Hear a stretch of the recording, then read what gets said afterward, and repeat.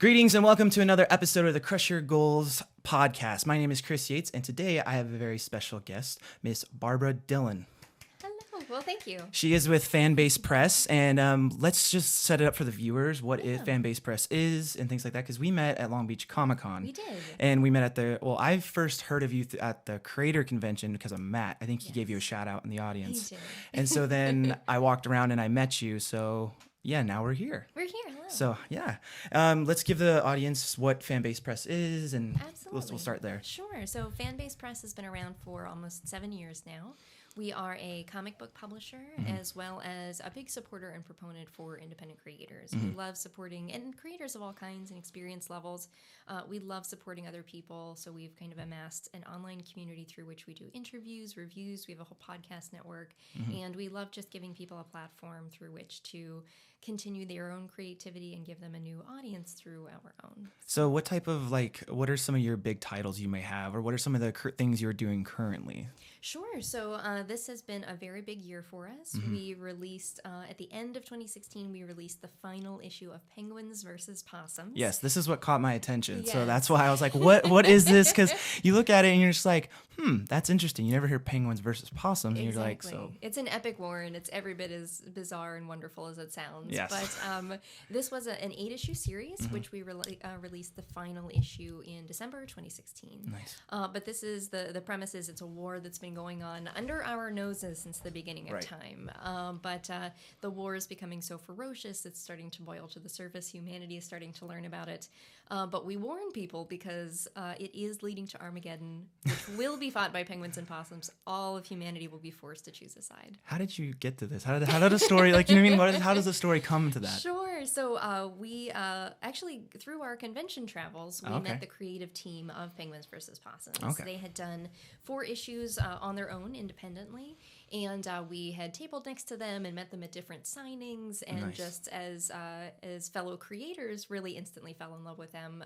The team includes the creator, co-writer, and co-artist Sebastian Kedlechik, as well as co-writer and co-artist John Bring, and co-writer and editor Lindsay Calhoun Bring. So it's a multi-talented team, and after the 4th issue, we kind of mutually came together and said, let's see how we can make this work and coming together. So we released their Volume 1 trade paperback collecting those first 4 issues. Nice. And then since then, because their audience was so used to the single issue format, we continued to do issues 5 through 8 in single printed issues as well as online. Nice. And now I'm excited to announce we are releasing the 2nd trade paperback this June at Amazing Las Vegas. So it's going to be really exciting. So did you do mostly through Comixology or actual imprint? How did you, We actually did both. Yeah. Oh, very nice. So we did, and this was the first time that we had done single issues for a comic book series in print. Oh, wow. Normally we had just done trade paperbacks and printed graphic novels. But since, again, that audience was so used to the format, we wanted to continue giving them what they were used to. Of course, so we did the printed issues and on Comixology as well. Nice. So now let's take a step all the way back and let's focus a little bit on you, because I'm curious, how did you get into this? How did you get into comics? How did how did this become FanBase Press? How did this come about? Sure. It started almost 7 years ago. My colleague Bryant Dillon, my husband, and I, as well as our colleague Sam Rhodes, we all went to college together, and then we all moved out to LA. Okay. And we were big fans of comics. We also had theater background and education, and we started making independent film out here. Nice. And our first graphic novel that we published was it started as a short film. It was called Something Animal.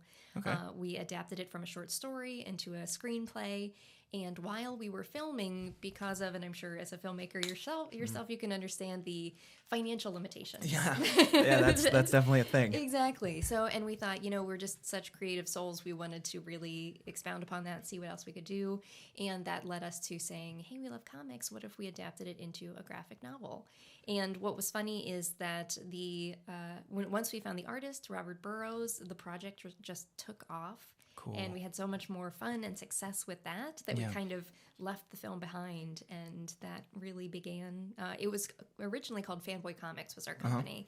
We rebranded in May of 2016 to FanBase Press, mostly because we were always about inclusivity and positivity with our comics, with ourselves, our mission, and so we wanted that to be really clear with our company as well, that everyone is welcome, everyone is included, and we're all about positivity. So I don't know the extent the reach of your fan base, because I know you guys are growing, and I can see it because I've tried to keep up with it as best I can.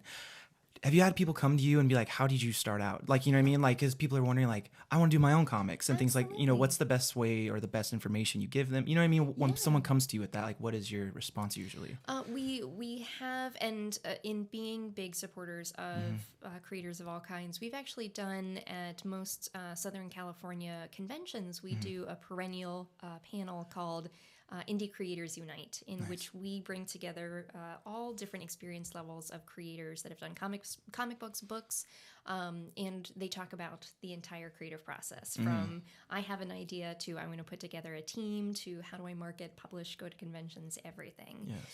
In addition, though, I always tell people when I meet them at conventions, when I talk to them through social media, I always give them my email, because I am always happy to answer questions. I mean, which is good on you. That it's like, you know what I mean? But you know what I mean? Like, I know some people, like, I've tried just talking to people, and they're like, yeah, I'll see you the next time, or, come to me, and, just to say, you give out your information. That's very, like, it's very nice of you. It's very humbling. I think it's important. I think because this is a community where the comic book industry, sadly, is not one where you can get rich quick.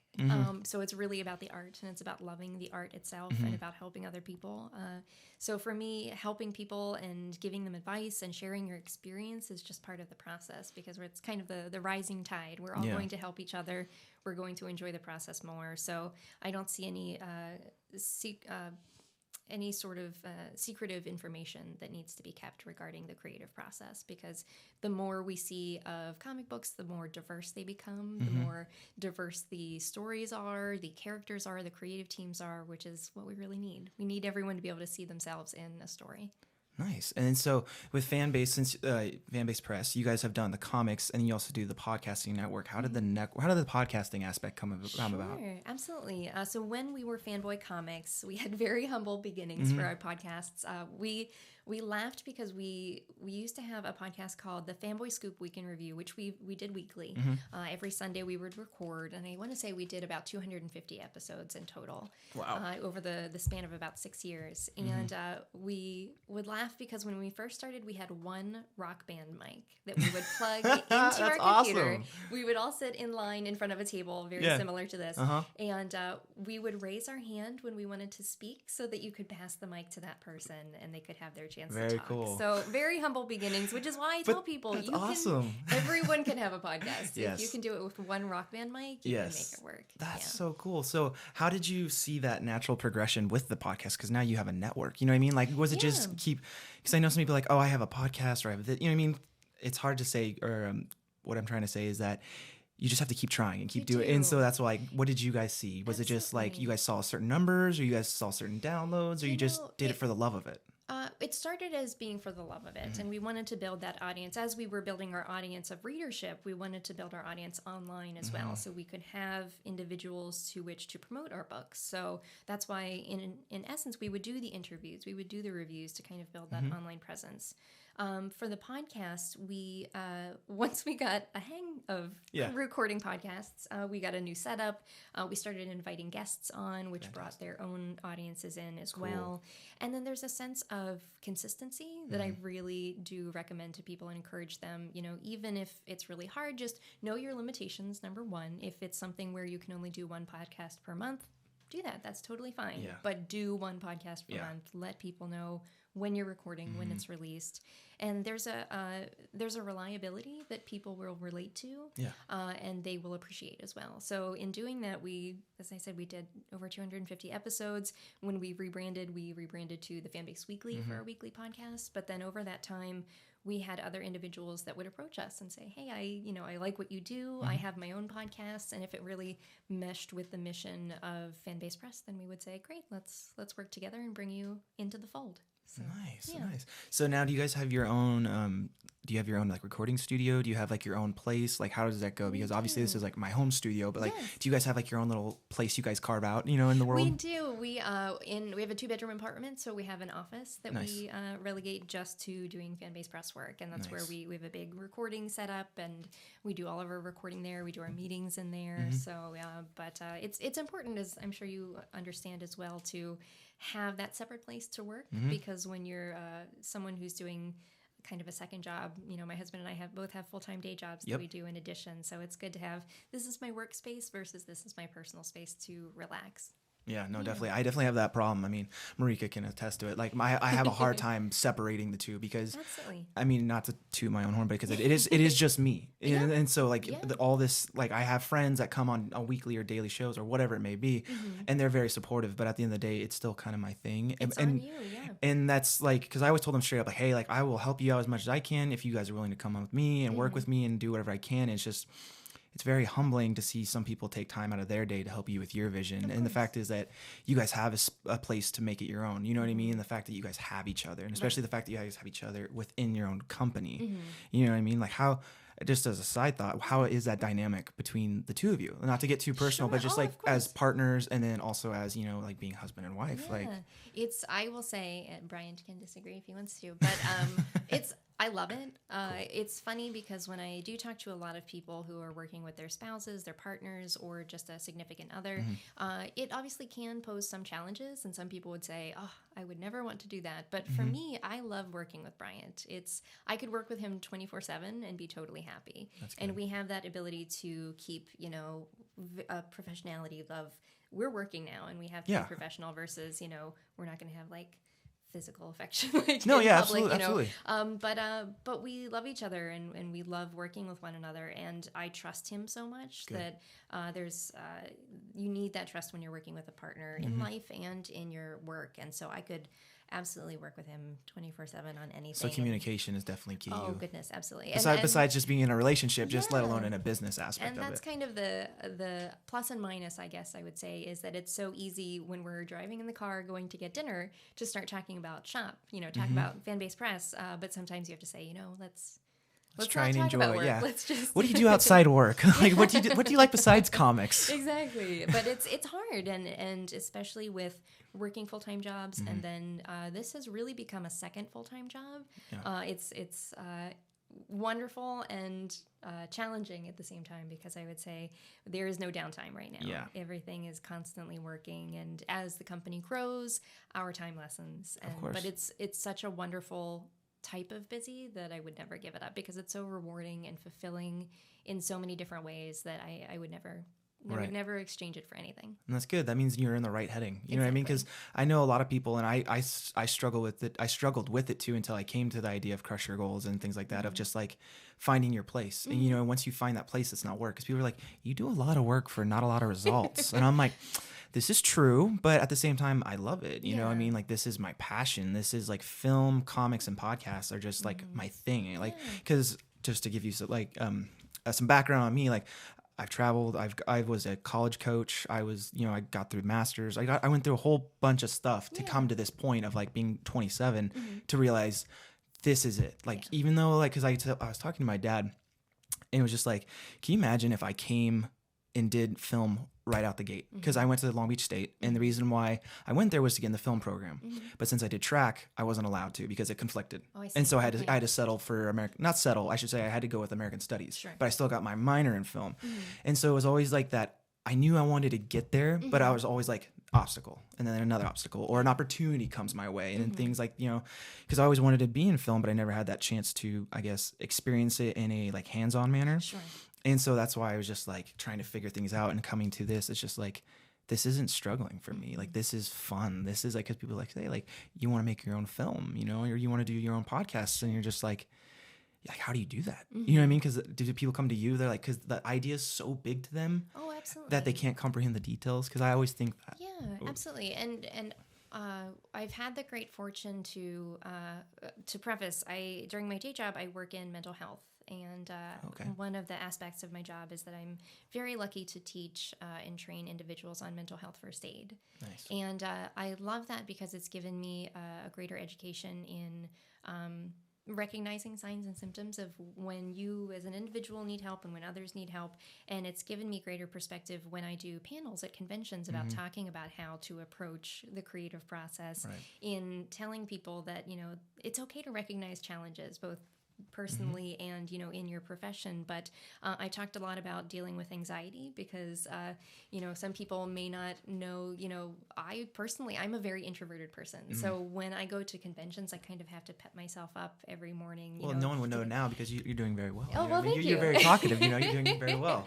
Yeah, but I think that people need to hear that, even when they see people, it's all about perspective, and you may see a perspective of someone some way, but on the inside, you never know what someone's going through. So I hope to convey to individuals when I do panels of, you may be someone who does struggle with anxiety, and that's okay. It is still possible. And I think that's the idea, is that I want everyone to understand that it's 100% possible, no matter your financial means, no matter your mental health issues that you may struggle with, no matter your experience in, your experience level or education in dealing with comics or any other creative pursuit.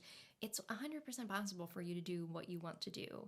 And it's just starting from the beginning and having someone say, yes, you can do this. Is this what you want to do? Let's make it happen. And if I can help in making that happen, in giving you advice or guiding you towards that, I'm 1,000 times happy to do it, because that's what success is for me, helping other creative people do what they love. And that's awesome, because one example I've heard, because I listen to a ton of podcasts and I forget the context or the citation of it, but it's just like someone said, example, like, if you got a bill and you had to pay it, you would curse, you moan, but you would find a way to get that bill paid. Sure. Not necessarily look at it as a detriment, but like if you really, really wanted to do whatever it is you want to do, you would find a way. Exactly. You know what I mean? Exactly. And so that's the same concept idea of it. Absolutely. Yeah. So with everything that you're doing with, you have the podcasting network and you have the issues itself, where do you see your company going? And you don't have to say anything you don't want to, but I'm just like, you know what I mean? Like, what's that vision? Because, like I just said, people having a hard time grasping the concept of something. Absolutely. But how do you see yourselves growing in the future and things like that? Sure. When we look towards other,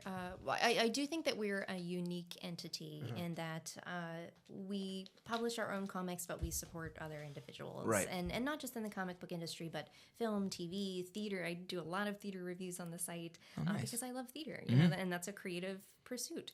But we celebrate fandoms, and we say that we create new ones through our own work. Right. So for us, we see other entities like Nerdist, where they've become kind of a brand that you can recognize and trust, and saying, if Nerdist says this is approved by them or acceptable, I'm going to give that a chance. And I guess we hope to do the same with FanBase Press, that if they see something that either we were recommending or that we've created ourselves, they'll say, hey, I'd like to give that a chance. And also just really as a welcoming safe space for creative individuals and for fans, no matter if you are new to geekdom or if you have so many fandoms that you love to celebrate. We want to be a welcome and safe home for you to celebrate that fandom. Nice. So with that in mind, you guys are actually now putting out a new comic series, correct? Yes. And you have two, Kinsey and Gamma Girls. Gamma Gals. Yes. So let's start with Kinsey and then we'll go to Gamma Gals. Sure. So tell me a little bit more about those. So actually through working with Sebastian Kedlechik, who was the creator on Penguins vs. Possums, he brought us an idea for a series called Kinsey, which I am absolutely in love with. It is about a little girl named Lupe who gets superpowers on her quinceañera, but she only has them for a year. Nice. And we're sticking with the Kinsey or 15 theme because it's a 15-issue series. We're releasing it on the 15th of every month. And Cool. we're actually releasing it in both English and Spanish. Very nice. Yeah, so we've released 3 issues thus far, all in Comixology. And then later this year in October, we will be releasing the collected trade paperback in print. Yeah, Very so nice. we're really excited. And the additional members of the creative team, we have Kit Steinkellner, who's the writer, and she's incredibly talented. She's writing for Z, The Beginning of Everything, which is the Amazon series focusing on the Fitzgeralds. Nice. Super, super talented. And then Emma Steinkellner, her sister, is the artist, and her art is just incredibly amazing. You have to see it. It's gorgeous.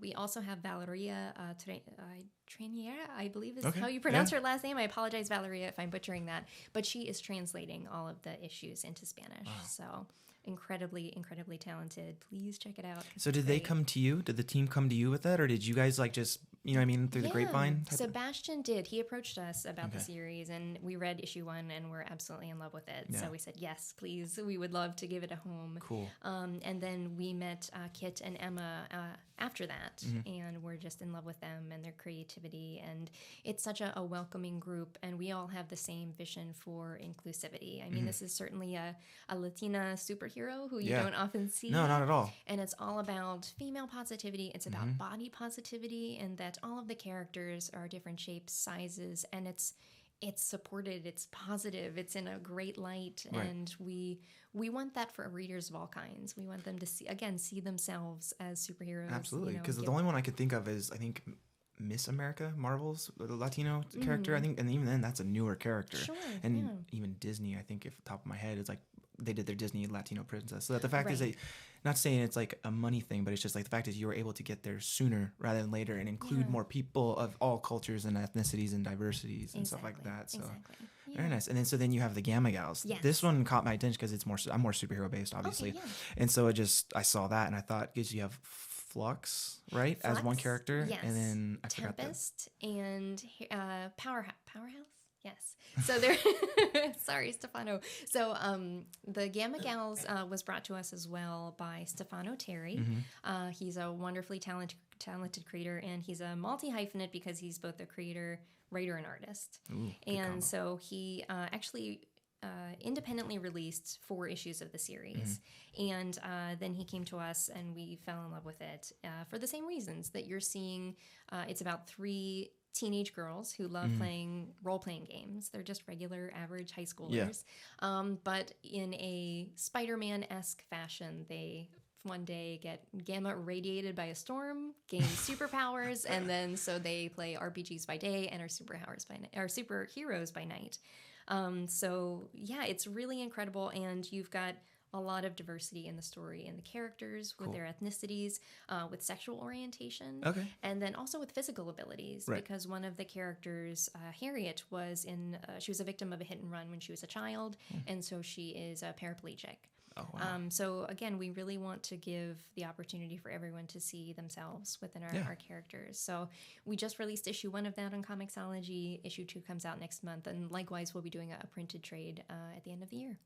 Nice. Okay, and then so just because I'm thinking off the top of my head, and I'm always just like, when you guys started this, because I am just generally curious, like, what was the thought process but just like, how do we get this started? You know what I mean? Because you have a lot of new like things coming up, and between the big 2, and then you have all the independents, and like even the big like sub major independents, and like I'm just trying to keep up as best I can, but like, how do you guys, like, when someone brings you an idea and you would like to do it, how do you get that off the ground floor? You know what I mean? Like financially, or just like in writing, you know what I mean? Like, how do you just get that going? Absolutely.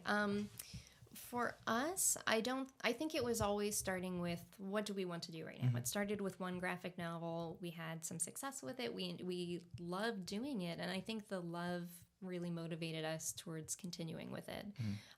The first 2 graphic novels that we did were written in-house, so we had that opportunity to really kind of gain our legs and find out what the process was like, with mostly internal work, but we did go outside for the artists. And then once we had an idea of that and people saw that we were serious about this, it wasn't just like, we did one and we're finished with it. I think you build that perspective that other people have of you of, these people really like making comics. They're doing really solid work. And it's about taking that time. It's about, being serious about putting your time and attention into it, making sure that it's right before you put it out. We never want to rush doing things. So I don't think when we started that we ever thought we'd be putting out 3-4 graphic novels or, ongoing series a year, but it just builds over time. And for me, I'm a very organized person. I don't think I could do this if there weren't a sense of organization to it. So because of that, we just plan things out, and starting last year or the year before, we would plan 2 years ahead for our publishing slate. We're set with our publishing slate right now for 2018 and 2019. So it just kind of builds every year, and you have goals, and you also have realistic expectations, but you always just kind of shoot for what you can. And what is fascinating is that it sounds like you guys never really went anywhere, like you didn't go to like the big companies. It sounded like you guys just went straight and did it yourself. Is that correct? Absolutely, that is correct. Yeah. Because most people are like, oh, I want to work for Marvel, I want to work for DC or IDW or whatever company they can think of, or whatever has their brand, or their characters, and it's just like, I'm gonna do it ourselves, or we're gonna do it together. It's interesting how we came to that, at least from my perspective, because like you were explaining, you went through a number of different kind of career paths and education sources. I did the same. When I came to Los Angeles, I went to law school. Oh, wow. But realized that that wasn't my path. I had always wanted to work in entertainment management and production, Nice. which I did for about 3 years. I worked for really well-known talent managers in the comedy genre, and just realized that wasn't the place for me to really be helping creative people. It was more of just the business and not necessarily supporting people creatively. So having left that, there was this sense of I do love creative things, and I want to help creative people. So I'm just going to take it on, on my own. Nice. And luckily there were people like Bryant and like Sam that had the same mindset that I did. So we joined forces and really made this happen. And plus, there's more of immediacy to it, right? Exactly. I'm assuming because films, it's years, 2, 3, 4, 5, and then podcasting is it can be daily or it can be almost immediate. And then like even the comics, I'm assuming it takes weeks, months, maybe planning and things like that. But it's more intimate. You can see more results of just like you can keep the creative juices flowing and things like that. So with all the things that you do on with work and with your husband, how do you guys find time to just be people? You know what I mean? Because I struggle. Like I know we touched on it earlier, but it's just like that thing of like, hey, let's go out to dinner and not talk about things, or let's just go see a movie that's maybe not a comic. You know what I mean? Just something outside of that realm. Because even though your passion is your work, you know what I mean? That middle ground area. I will say, I'm gonna look at Bryant. We struggle with that right now. Okay. We look forward to having some downtime. Good. But we appreciate the fact that with this, as we see it, with the success that we're going through right now, and with the growth of the company as quickly as it is growing, I think that we appreciate that we're fortunate to have those opportunities, and we're going to put in the hard work now. And even if that means not having downtime and not, going out to eat and not talking about work, we are very fortunate in that aspect. And we find by viewing success a certain way, by having success have someone send you an email out of the blue from, oh gosh, we've had emails from South Africa, Singapore, all over the world saying, hey, I love what you do. Your stories, touched me in such a way that had such an impact on me, or helping people years ago in panels or in events where we helped independent creators, and they now send us a copy of the comic book that they created and said, I would have never done this if you hadn't said that I could. Nice. That's such an amazing feeling, and really gets you through those hard times. It's, at 2:00 in the morning when you haven't slept and you have to get up for work in 4 hours, but, and you have more work to do.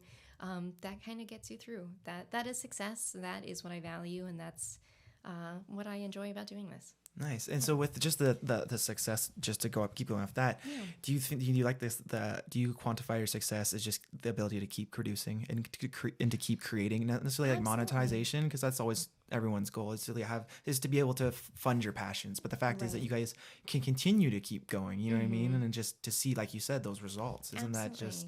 Yeah, I think that there's one aspect of looking at it from a purely business aspect or perspective of, yes, of course, we do have to make sure we have the money and the time. Yeah. Lights are still on. The lights are still working. We can still eat and pay our rent. That is very important and essential to running the company. But at the same time, realizing that this is an endeavor of love, and that we are helping other people, and that if you kind of put something out expecting that, okay, I will have success measured by X, Y, and Z, and then I'm going to stop, it may not come to you. You may be very fortunate and lucky that it's kind of like that lightning strike that keeps you going, but in most cases you just have to keep creating work, because you never know. There's that saying of, it takes 10 years to be an overnight success. So we've got 3 more years to go before we're an overnight success, but you never know what's going to take off. You never know when one project from 3 years ago is going to fall into the right hands. But if you rest on your laurels and just make so much work and stop, you kind of lose out on those opportunities for more success. Yeah. Awesome. Okay. Now, so I just have some quick questions besides fan-based press, just in general, just in comics, like, how do you see the industry as the comics at large? Because some people say, oh, comic book stores are dying, this, and you know what I mean? Like, as someone who produces comics, do you see that really? Or do you see it more in digital sales, or? It's fascinating. So we did have a podcast for, I want to say, at least 2 or 3 years called The Previews Party, in which we focused on the previews catalog put out by Diamond every month, how it worked, educating people about why pre-ordering was important.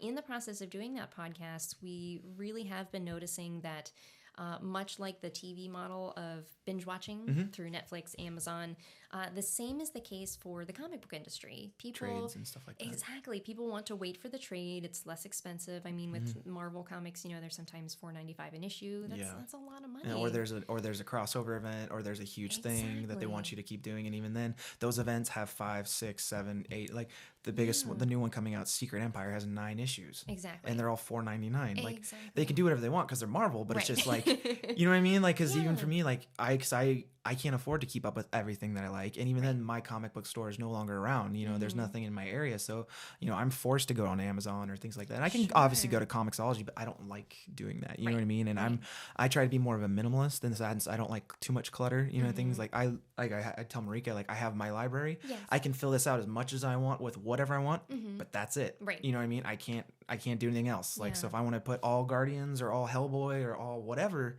that's great. But you know what I mean? So that's why just like things like that. And absolutely. And it is a multifaceted issue with, you know, readership, trying to explain to people or educate people about why pre-ordering is important.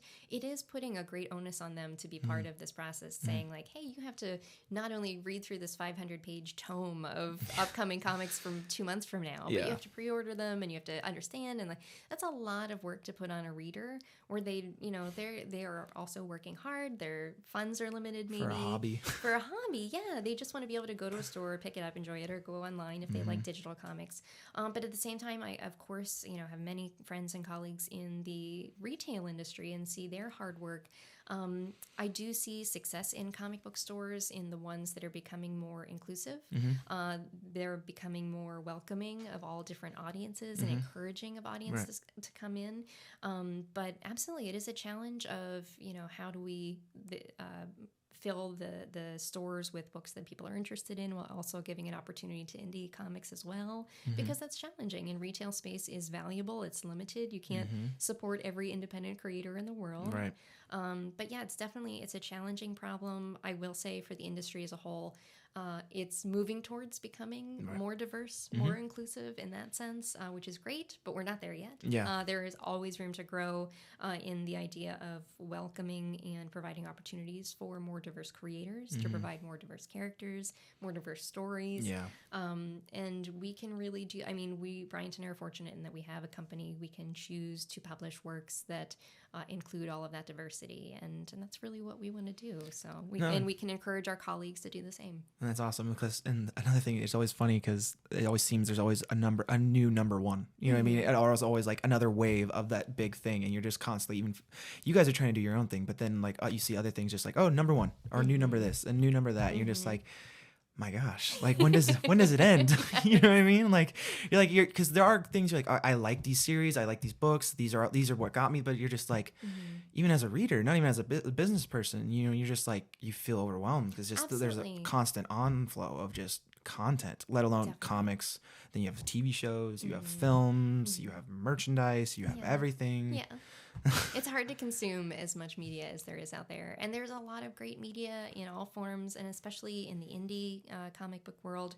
There's so many great things. It's hard to find them sometimes, but that's why we're doing what we're doing, and why we're doing reviews and interviews and bringing guests on our podcast to give that platform to them, so that more people can see that there's a lot of really talented creators out there that just need that voice. Well, I just think, like you said, it's like getting the eyes on them, like because obviously there's the big two, but then you have, you know, like IDW, you have Dark Horse, you have all them, and it's like Mike Mignola's Hellboy was like my favorite thing. Once that movie came out, I completely fell in love with him. He is his world is probably my favorite world, so to speak. Are you a BPRD fan as well? I'm hit or miss with that. Okay. Yeah. Because like the reason why I like Hellboy is because he reminds me of my dad, just that blue collar stiff, and my dad was a cop. Okay. And so, you know, like, and I've always liked the more darker, just like, you know, occult things, because just fascinated me. Yeah. And then like I just found Baltimore, his new one, which is, you know, the Tin Fast Soldier and things like that. And to me, it's like Indiana Jones in World War II, fighting, you know, vampires. And so it's like, the fact is like this guy who's like one of the biggest independent guys, you know, even he's still having his work come out, and like people are Absolutely. like, you know what I mean? Like I try my best to see stuff, and then it's like to hear something like you guys still going after being so optimistic is heartwarming to see and hear, because like, you know, you guys like, you're still trying. Yeah. You know what I mean? Like even though like you say like you put out something, you put all your hard work, and it's like maybe you didn't get the views or the purchases you wanted, but it's like, you know what, okay, cool, we learned, we're gonna keep going. You know what I mean? Like it's just like, I don't know, I just think it's commendable. Well, thank you. That's very kind of you, and thank you for having us here just to talk about it. Yeah, and it's when you guys came on and to do that, I was very like worried some, because I'm like, I don't know if I'm big enough or if I'm gosh, or you know what I mean? no. Like I don't know if I'm, because I'm just, you know, starting out and things like that, Sure. and the whole YouTube space and podcasting. And like I was telling you guys earlier, because I used to have a podcast called Crushcast, and that was on in 2015. It was literally just a laptop and a Yeti mic. Yeah, absolutely. We love the Yeti mic. It's wonderful. And so, and that's where I came. And then because I was just yesterday, or on Friday, the first guy I ever interviewed was my buddy Colin, and now he came here and he's like, "You're doing okay, bud." You know what I mean? It's just like, this is great. Yeah. oh, thank you. And it's just like, the matter of fact, I guess you just have to do it. You do. You know what I mean? Like yeah. sometimes you feel like it's shaky, and you're just like, is this how I'm supposed to do it? How do I do it? Like what's going on? It's interesting because we have friends and we have colleagues and others that we've run into that say, you know, like they see someone else that's successful, you know, or at least their view or perspective of success, and they say, you know, I could do that, but they haven't, and it's just a amount of just do it. Yeah. Like you have to start somewhere, and if you can do it, great, you should. But it's the difference of that person did it. They took that extra ounce of effort and motivation. They made it happen, and everyone can do that. It's just a matter of actually doing it. Cool. Now, as switching to a fan, because Yes. I know as we'll probably wrap up in about 15-20 minutes, Okay, but just to good. give you a heads up. So, but we'll switch over just as a fan, not as a Yes. businesswoman, just as a fan. How do you like? What do you read, or do you read, or do you watch, or what do you Yeah. consume into this Oh sphere? goodness! So I'm a huge Hunger Games book fan. I Not the adore- movies. Yeah, okay, fair enough. Fair enough. I have my issues. I support others who enjoy them. It's Right. it's not that I would not want to acknowledge them, but I'm definitely more of Fair a enough. book fan. So much so that my husband and I and Sam, who started Fanboy Comics, and a number of other colleagues did a 3-year project where we adapted the books into an audio drama called The Katniss Chronicles. One of the most valuable, rewarding projects I've ever done in my life. Cool. So exciting. And but yes, I would say first and foremost Hunger Games, Star Wars. Oh my gosh, I love Star Wars. Star Wars Rebels, Clone Wars I was obsessed with. Really? Yes. Of course the movies I loved. Rogue One was great. I actually loved Force Awakens more. Rey was just a character that really spoke to me, and seeing for the first time a woman holding a lightsaber was just awesome. It was really that hit me more than I could have ever anticipated. Yeah. Yeah. How did you feel about the canon and the non-canon and Disney doing its own thing? How did you feel about that personally? Because I know some people are diehard, EU fans. Is that Yes. I was never a big. Growing up, I knew the original 3 films, but I never got into the extended universe. So more now than before, I'm learning about the Mara Jade and all of the extended universe lore. But it's fascinating. I do have a different perspective in that I wasn't such a staunch fan of the EU growing up, so I don't have that connection where I'm like, oh, they're changing it, it's terrible. I understand that, but I think it's like a bigger, paint set, I guess, as it were, of Disney now, where they can take these tidbits from the extended universe and sew them into the story. So I'm fine and encourage them to do that. Cool. I have my own theories of who Snoke is and everything, so it's fun to do. But yeah, I love Star Wars. Comics wise, Saga, of course, hands down, wonderful. Squirrel Girl, I'm a huge fan of. Yeah. What else am I? I do read a lot of indie books. It's hard to consume media right now. I get really excited when I can watch like 15 minutes of a Deep Space Nine episode. Cool. So we're watching the final series for the first time. Okay. So we're coming up on the final episodes, but I love Deep Space Nine. Nice. It's like hands down my favorite track. But yeah, it's really hard to consume media. Because then comes the idea of creator versus consumer, you know what I mean? And then trying to find that balance for yourself. Yes, absolutely. So Brian constantly tells me I need to read more comics and, watch TV and go to movies, but it's really hard to do. Oh, yeah. So but I'm trying. I'm really trying. Good for you. So is there anything that's coming out in the near future, like that's not fan base press, just anything in general, like anything big coming out that you're looking forward to? But, obviously Star Wars, but I'm just like, is there anything like specifically like, oh my gosh, like this looks awesome? Or is there anything I'm excited about coming out? I can't even think. What's coming out? Too busy with work. What's coming out? Well, there's like Guardians, there's Spider-Man, there's Thor. I'm excited about Ragnarok. Taika Waititi's Thor. Yes. Thor Ragnarok. I love his work. He's so funny. He is awesome. We're just watching We Are From the Shadows or whatever. Oh my gosh, that's the funniest movie ever. And the fact that he's so different, you know what I mean, and that they're completely just taking Thor, who's kind of not necessarily like a stepchild of the movie universe, but he's just kind of like, oh, he's there, you know. And the fact is, it's kind of like, oh, he had the dark elves, like let's keep going. You know, we have a tall blonde, he's good looking and he's handsome, but the fact is, you now have a road trip movie that's kind of a buddy cop movie that's inspired by the 1980s, and it's all just bright colors, and you have Thor, Doctor Strange, and Hulk. Yes. You know what I mean? Like, to me, that was like, I'm most excited about that. That's definitely the Marvel movie I'm looking forward to most. Yeah, because I think it's the most different. I mean, obviously it's similar to Guardians, but the Guardians, 1 and 2 is like, they're in that paint set of just that bright neon 80s, like we're just gonna, James Gunn humor and things, and Josh Whedon style speaking. So this, because he's such an outsider of him, I can't even pronounce his name. What is it? Taika Waititi. There you go. Yes. That name. Because he's such an outsider, especially being from New Zealand. And so like that just gives him a whole new dynamic to bring, especially the fact that these worlds, like World War Hulk world it'll probably be on, I'm assuming Sakaar. And now I'm probably imagining Sakaar being like Middle Earth, almost the sense of like him, because they filmed in New Zealand, and the fact that he could be like, oh, let's put on this, let's give the Marvel cinema a different look, a different feel that I know that's more home to him. Exactly. And I do appreciate that, especially with creators like that, and with James Gunn and others, Marvel is really allowing them to put their own spin on it, bring their own flavor to it, which I really appreciate. So yesterday, like I was telling you guys, I was in LA yesterday, and I was at the Writers Guild Foundation, and then because James Gunn was speaking. Oh, wonderful. And so he was telling about how because people asked him like, how did you work with a co-writer on the first one? And the first one was he got a script, and then there was people in between, and then he got the script and wrote it, and that was what he had to kind of work within the means. And then on the second one, it was almost, he literally said, Marvel's like, do you? Yeah, absolutely. That's why we hired you. We like you. Yeah. I'm excited because there's a Deep Space Nine documentary in the works. So cool. I'm a huge Deep Space Nine that's the thing. That's what gets me excited, because you see people get excited, and you can share that thing, because like when you guys leave, I'll look into it more. And you know what I mean? Just like that thing of like, why does this connect with you, and why does this connect with you, and this, like what gets you guys all excited and things like that. Absolutely. Because I know with me, everyone says, or with the inclusiveness and stuff like that, like Marvel doing a different variation of every single character, whether it be a younger one, a female one, or whatever you want to phrase it. But with the female Thor, Jane Foster, and the fact is, I think that is probably one of the best hands down versions of that character is the Jane Foster one. And this is because my personal ties to it is that my mom had cancer and things like that, and so I just have a personal connection with it. But the fact is that she's worthy to have it, because she's still a like freedom fighter of sorts, and like a volunteer, and she's giving herself more. She doesn't need superpowers to be a superhero. And so the fact is that that's the thing, like that to me is like, oh, that's so awesome. Like, hopefully one day, we could see something like that in the theaters or something.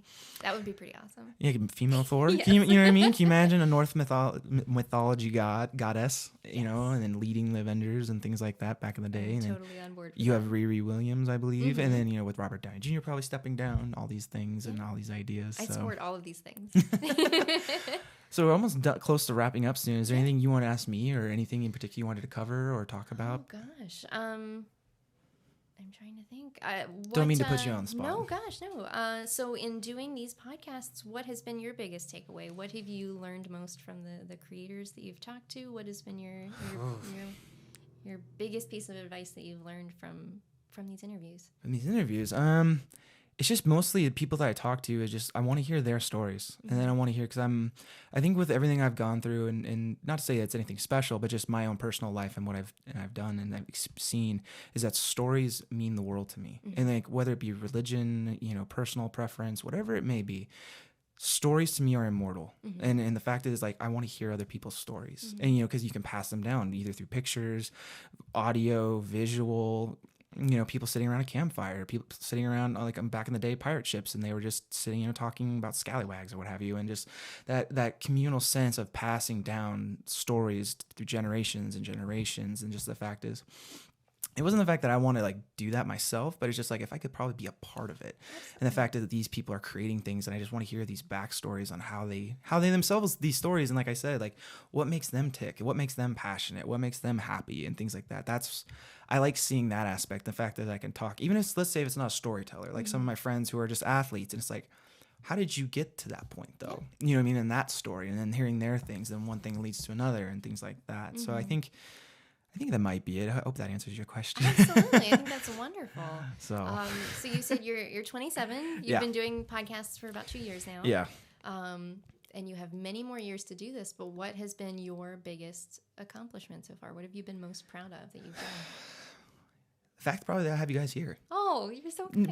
But in all honesty, the fact is that I'm able to go outside my comfort zone and invite people, no matter who they are. And then I've talked to and things like that, and just the opportunities that have presented itself I never thought they would, and things like that. Like I never thought I'd be able to go to Comic-Con as a press person or things like that. I know it may seem small on the grand scale of things, but the fact is that it's just like, you can do that. And the fact is you can. And with Crush Your Goals, and how I came about doing it, it was just, I was always the underdog in the fact of that no one really gave me a chance. I was always the outsider and things like that. Because to give you some context, being 5'10", 220, when you're in a sport growing up in high school, everyone's 6'3", 6'5", 250, and they're all gargantuan, and you look like As a wee person. I understand. I was gonna say, whenever everyone used to call me the Hobbit of Long Beach, because I went to Long Beach State, and like you just learn that, and it's just like it just gives me that fire, and just the fact is that I can do this and things like that. And not to be from some high horse, but it's just like I really have seen, the more I've done things, the more I'm less afraid of trying and less afraid of failure. If anything, I feel like I run towards failure now if I can, or just at least a sense of opportunity. You know what I mean? Because like with the Walter Mitty poster I have here, like literally the next day I bought a ticket to Australia, and me and my buddy moved. That's amazing. Like literally, like we went and saw it. We're like, dude, why don't we do that? And he was like, we will. We will one day. And literally the next day I went on. I'm like, one-way ticket, $600. You want to go? Yeah. And he's like, all right, let's go. So have you read the short story as well? I haven't. It's one of my favorite things in the entire Is it? world. I know it's not seen the film. But okay, I know it's a make of it and the remake and stuff like that. But it was such a powerful, and just since it's such I looked at it more of like a scientific or academic level of just like like how there's certain movements and camera angles and coloring and things like that. You know what I mean? Just that the director wants you to feel as an audience member, and so things like that. And it was just like ever since that moment of just trying and then seeing it firsthand, and like I can do this, I can do a podcast, or I can have a website, or you know what I mean? Like it is scary, and it is like I am shaking at my core, but on the outside no one's gonna know unless I show them or I tell them, you know what I mean? So I think that would be probably my biggest takeaway, or what I've learned as this has gone through. I don't usually have people to ask me questions. That's why I ask, because I'm always the one asking and wanting to learn, and I'm a very curious person, and I'm always just like, hey, what do you do about this, or what do you do about that? And and so that's I'm always the interview, and I have to ask you things. Oh no, it's fine. No, it's fine. I don't usually always think, because for being a very selfish person, I don't think selfishly when it comes to things like this, if that makes sense. Like I'm always just. You're a selfish person. I'm maybe because I'm in my own head so much, and if that makes sense, because I'm just always like, how do I do this? I'm always scheming, and trying to figure out. Like she always says, it's the gerbils running in my head. Yeah, it's the little gerbils spinning and the little wheels. Like I can see them running through his eyes. I'm like, oh. So I guess maybe it's that sense. Sure. And so I just, because my day job, I work with special needs kids and things like that in Santa Ana, and it's like inner city kids, and making sure they go to school and get their stuff done. And so when I have the downtime, I'm always like, okay, like how do I do this, or how do I do that? Absolutely. And so well, I will tell you, we have a weekly series called Geeks Care, where we spotlight individuals and organizations that are giving back to their community and helping others. So perhaps let's talk off air about that'd be great. That'd be great. So with that, I think we're about that time. I will wrap up. I want to say thank you for coming on. I want to do it on camera and just say like I appreciate you, and I appreciate you coming on and talking, and I hope I wasn't boring you or anything. No, my goodness, not at all. This is wonderful. Okay, good. And this is how I like to wrap up the show. As I'll point to you and you say crush your goals. Okay. Okay. And so I'll just like go out to the world, do good things, be good to others, and Crush your goals. And that's it.